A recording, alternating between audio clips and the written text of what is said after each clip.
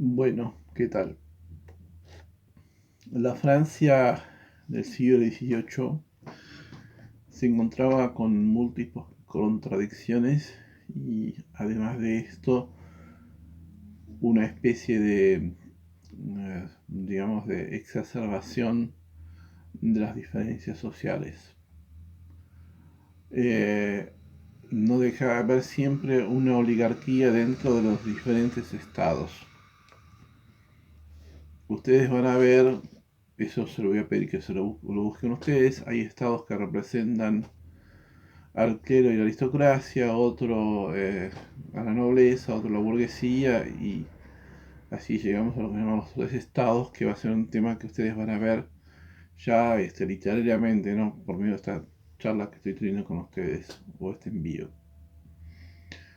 Lo real es que las contradicciones sociales siempre existen, el trabajo no bien remunerado siempre existe, la falta de trabajo siempre existe, y son todos elementos, digamos, que dan a pie para que se produzcan procesos que lleguen a una situación de revolución social. Pero siempre es necesario algún elemento más. En algo se falla. Por ejemplo, en Cromwell, la revolución de Cromwell, eh, hubo un elemento muy importante que fue el tema del mal manejo que tuvo en las guerras el rey de Inglaterra.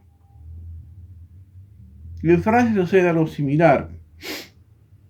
Estamos de dos gobiernos o dos reyes que de alguna forma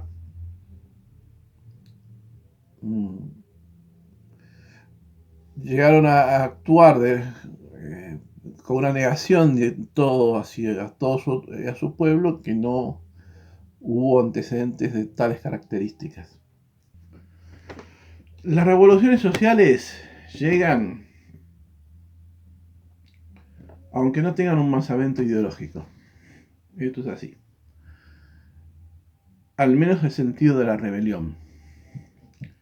Pero en la historia siempre hay un precedente ideológico que permite que en los cambios sociales, llámese revoluciones o toma de poder o lo que sea, porque por ejemplo la llegada del cristianismo en el poder no se puede considerar como una revolución, ya que es un rey el que permite que se adopte la religión cristiana como religión del Imperio Romano. Se pasa de un paganismo a una religión. Pero ese periodo del Imperio Romano coincide con el reflotamiento del pensamiento de la filosofía griega y concretamente de Platón. La posterior invasión islámica a Europa permitió el descubrimiento de Aristóteles, lo cual el descubrimiento de Aristóteles, que estaba dormido, digamos, fue otro plafón ideológico tanto para el cristianismo como para el islamismo. Entonces hay alguna razón por la cual, que aparte del hecho en sí de que las condiciones dan para que uno produzca un cambio social, para que esto esté fortificado siempre es necesario tener una base de fondo ideológica. En el pensamiento de la Revolución Inglesa de Cromwell fue el protestantismo, que estando en el poder, si muere a los 10 años, por lo tanto, y después su hijo no puede mantener mucho el poder, no puede llegarse a saber, digamos, hasta qué punto ganaba cuál de las dos corrientes, si la filosófica o la teológica, que es el tema de discusión que había en ese momento. En Francia, con el iluminismo, logra algo. La filosofía vence ya la teología. Es decir, ya ellos no pasan por el protestantismo, como dijimos antes, que viene directamente del catolicismo, pero indudablemente se pasa a una visión filosófica. Ya el pensamiento de la teología no juega un rol. Se habla siempre de que el siglo XVIII fue la pelea concreta entre la filosofía y la teología, y donde, bueno, la teología es la que terminó ganando. La filosofía es la que terminó ganando. La filosofía, perdón. Este, la Revolución Francesa se produce en un momento que, aparte de un reinado bastante elitista y muy embromado, elitista siempre se es, pero exacerbadamente elitista, eso es lo que quiero aclarar, este, donde estuvo basado mucho en el derroche, tanto Luis XV como Luis XVI, de ahí el famoso tema de los famosos muebles Luis XV, ¿no? Es una demostración simbólica y cabal de lo que realmente significaba ese reinado. Y luego su sucesor Luis XVI, que aparte de todo esto, una persona que no tenía un desarrollo intelectual de características, digamos, para estar en una situación de gobierno. Es decir, cualquier situación de gobierno, cualquier ideología, necesita una persona con cierta formación cultural o política. Pero el tema de los reyes es por descendencia y eso no cuenta. Entonces, las historias han demostrado que cuando los reyes no están a la altura de ser reyes, por algún lado desaparecen, se los asesinan o lo que sea, ¿no? Cuando son muy radicales, el caso de Heliogábalo en la Roma antigua, que hizo un cambio radical, digamos, de alguna forma el famoso escritor Antonin Artaud había dicho que era el poeta, era el anarquista colorado, ¿no? Y después Luis de Baviera, que era un tipo que, qué sé yo, liberaba a los presos políticos para que vayan a escuchar las óperas de Wagner, digamos. Entonces muere en una circunstancia también extraña. Elio Gábalo lo mataron a cuchilladas. El rey de Baviera era una persona que sabía nadar y murió ahogado del lago Constanza. Entonces se teje un montón de cuestiones, ¿no? Donde son cuando molestan, o en el caso de Luis de Baviera, es un tema bastante mucho más embromado porque se mezcla dos cosas, ciertas actitudes infantiles de su personalidad, pero al mismo tiempo un desarrollo muy grande de un aspecto de tipo sensible que no es coherente, digamos, con la situación de poder y más con alguna situación de un rey. Entonces se mezclaban ambas cosas que era realmente una molestia. Y bueno, lo real que igualmente en general en Inglaterra, en Francia, no eran cuestión de los reyes, por más que su estado mental no sea el mejor, pero bueno, eh, era un rey, más que nada, digamos, no estaba en las condiciones, digamos, para estar reinando, o para ser presidente lo mismo, digamos, como gobernante no estaban dadas las condiciones.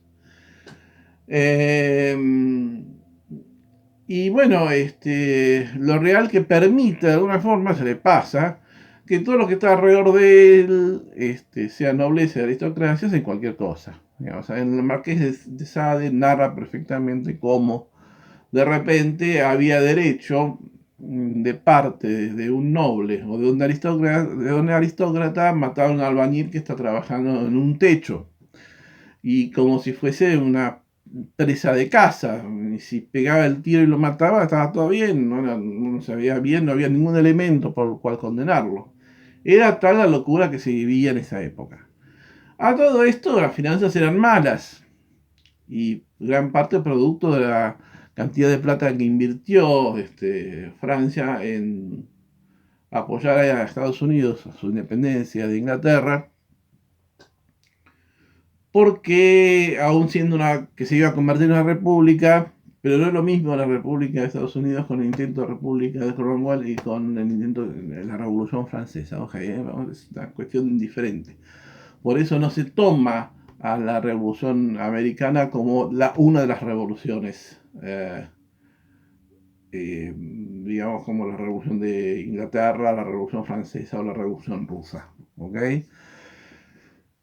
Es una revolución extraña, porque si bien logra una independencia, tiene influencia del iluminismo, no cuestiona para nada, por ejemplo, la esclavitud, que es algo nuevo que vuelve a reaparecer a partir del conocimiento, que eso lo vamos a ver más adelante, a partir del tema, fundamentalmente, el descubrimiento de América y más que nada todavía los esclavos negros, es decir, del África. Reaparece la esclavitud en un momento que ya estamos en la época todavía feudal y post-feudal, donde no existía más esclavo, sino que existía servidumbre.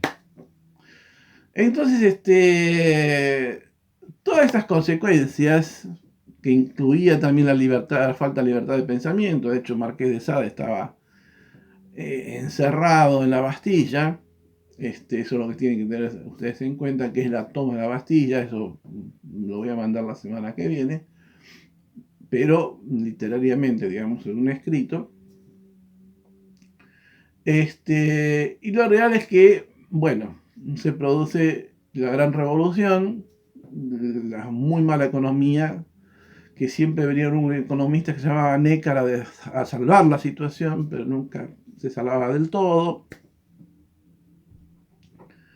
Hizo que los procesos se desarrollaran rápidamente, se produjeran asambleas, se llama una asamblea nacional, que establece una especie de dualidad de poder entre el rey y las clases populares, de la burguesía para abajo. Y había un sector de la burguesía terrateniente que, si bien no era ni noble ni aristocrática, andaba bien, no quería justamente aliarse a la gente de su clase porque vivía cómodo, entonces no le interesaba cambiar el régimen. Sin embargo, gran parte de la burguesía quería cambiar el régimen. La Revolución Francesa se hizo con una dirección burguesa, es una revolución democrático-burguesa, pero que también contó con sectores populares que los apoyaron.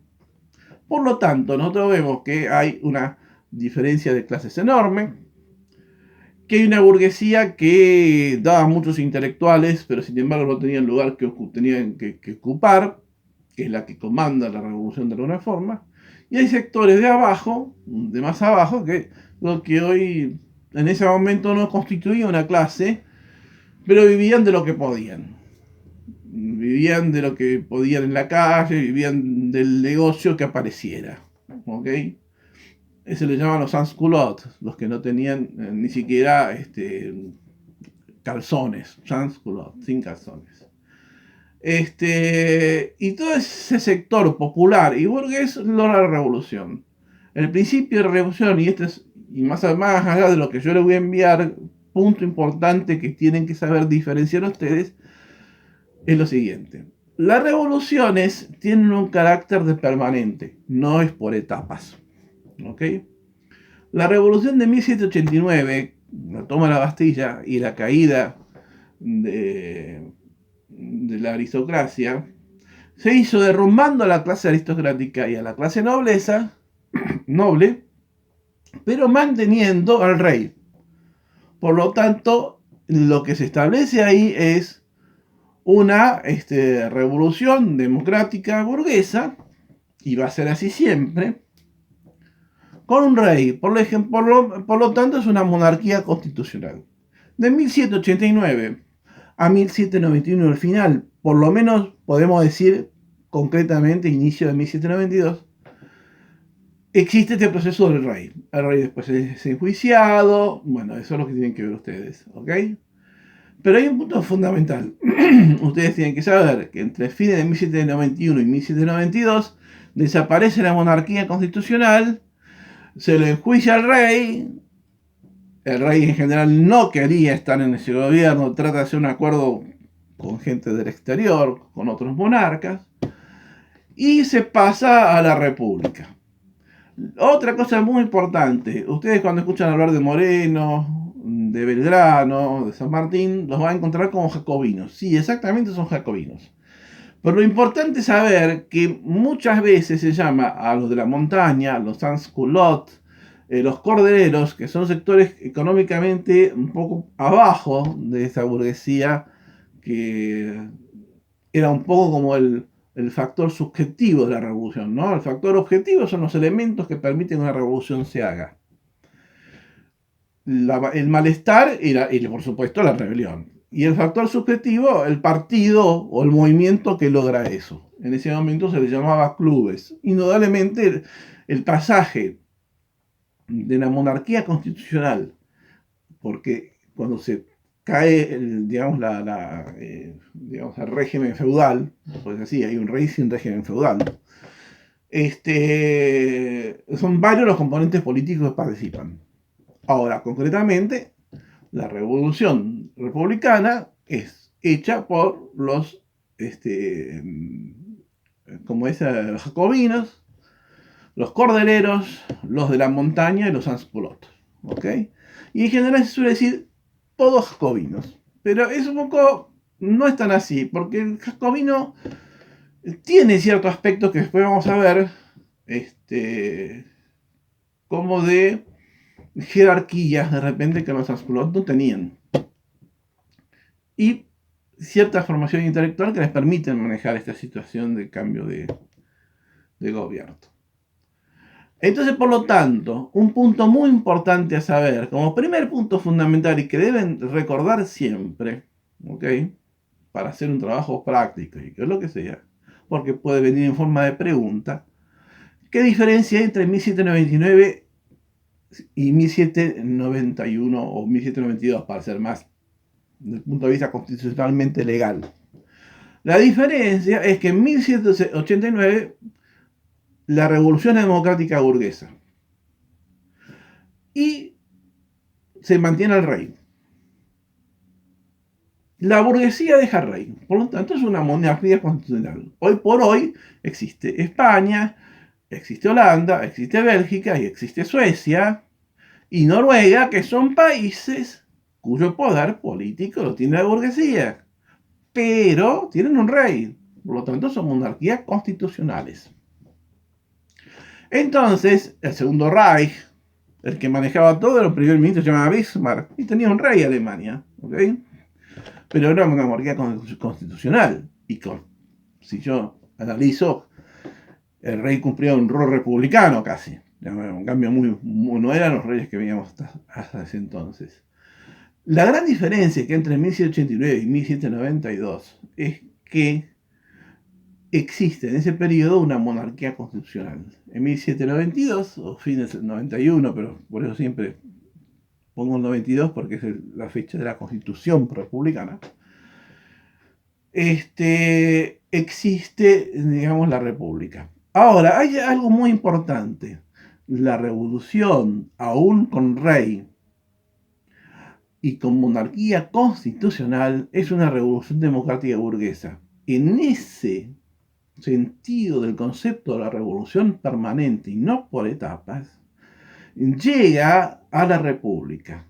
Con la República sigue siendo una revolución democrática burguesa, no cambió, pero cambia lo fundamental. Es decir, se elimina el rey y se pone la República. ¿Por qué razón? Hay muchos que consideramos de alguna forma que la revolución de Cromwell, aunque empecemos historia social general, tomarla en serio a partir de la Revolución Francesa, nos parece más interesante que la francesa, porque Cromwell de golpe hizo un juicio al rey, elimina la Cámara de los Lores, de la nobleza, hace fusilar al rey, cortar la cabeza en esa época, e inmediatamente establece la República. En Francia, los mismos jacobinos trataron en todo lo posible, algún principio, salvo Marat, en un principio mantener al rey. Pero como el rey, en el fondo, de esa situación no se la bancaba, quería escaparse, porque es como que le llegó papa caliente en las manos y no quería tenerla. La próxima clase va a llegar toda una cuestión que les voy a enviar a ustedes, tratar de sintetizar. Ya no puedo enviarle este libro que siempre doy porque no dan las condiciones, pero sobre la Revolución Francesa, pero voy a llegar a mandarles un resumen, digamos, lo suficiente interesante para que ustedes los puedan leer. Muchas gracias.